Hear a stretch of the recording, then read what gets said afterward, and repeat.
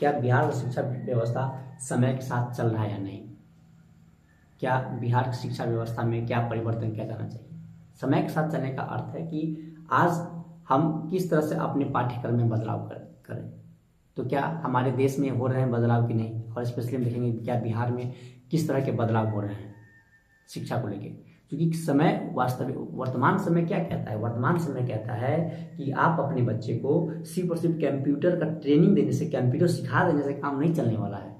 क्योंकि हम आज क्या कर रहे हैं अपने देश राज्य में, बिहार में, कि जितने भी स्कूल हैं वहाँ पे कंप्यूटर तो हम लोग दे दिए थे, लेकिन वहाँ पे कंप्यूटर टीचर नहीं था। अब हमने क्या किया है भारत बिहार सरकार ने कि कंप्यूटर टीचर का भी बहाली कर दिया है।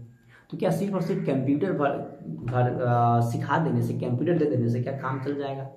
क्या विद्यार्थी आने वाले समय में अपने आप को जो बहुत भारी कॉम्पिटिटिव मार्केट मिलेगा, क्या वहाँ पे वो सर्वाइव कर पाएंगे?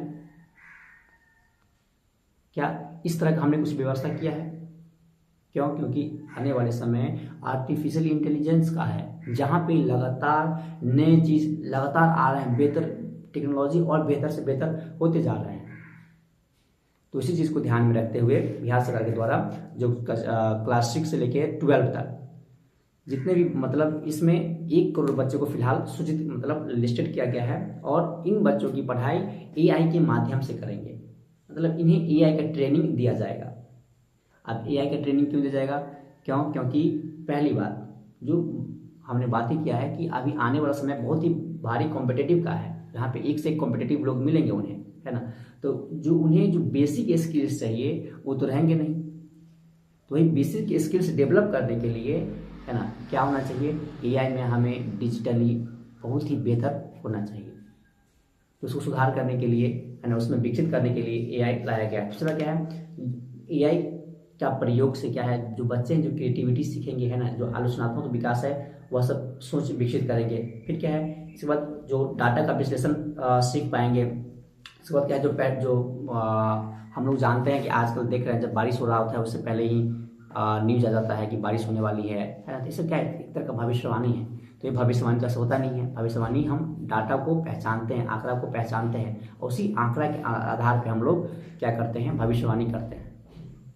हम अपने बच्चे को, जो आने वाले बच्चे हैं, उसको इस जगह भविष्यवाणी करना भी सिखाएंगे। मतलब डाटा को देखेगा, डाटा पर विश्लेषण करेगा, उस आधार पे बच्चे क्या करेंगे, आंकड़े का विश्लेषण करके भविष्यवाणी करेंगे। दूसरा बात क्या है कि हम इस साल मतलब 2025 से 26 के बीच में कुछ ही स्कूलों में, मतलब कुछ ही स्कूलों में यह व्यवस्था लागू किया जाएगा, कुछ सिलेक्टेड स्कूलों में। क्योंकि यह अभी जांच में चलेगा क्या कितना सफल होने वाला है नहीं है। और जब ये इसमें बहुत अपार मात्रा, भारी मात्रा में सफलता मिलेगा, सफलता मिले या ना मिले, सरकार को इस पर काम करना ही है। दूसरा बात यह है कि 2025-26 में कुछ ही स्कूल में लागू हो रहा है। जब अगला सेशन जब शुरू होगा 2026 से लेकर 27 वाले सेशन जब शुरू होंगे, तो उस समय क्या करेंगे, जितने भी राज्य में माध्यमिक और उच्च माध्यमिक विद्यालय हैं वहाँ पे AI कंपलसरी कर दिया जाएगा। AI से सीखना, है ना, क्योंकि AI के बिना अगर हम अपने बच्चों को AI से नहीं सिखा रहे हैं तो शायद उसके भविष्य से हम खिलवाड़ कर रहे हैं। सिर्फ हम उसे साक्षर बना रहे हैं, ज्ञानी नहीं बना रहे हैं, बुद्धिमान नहीं बना रहे हैं। हम उसे मार्केट में कम्पीट करने का तरीका नहीं सिखा रहे हैं, कौशल विकसित नहीं कर रहे हैं उसमें।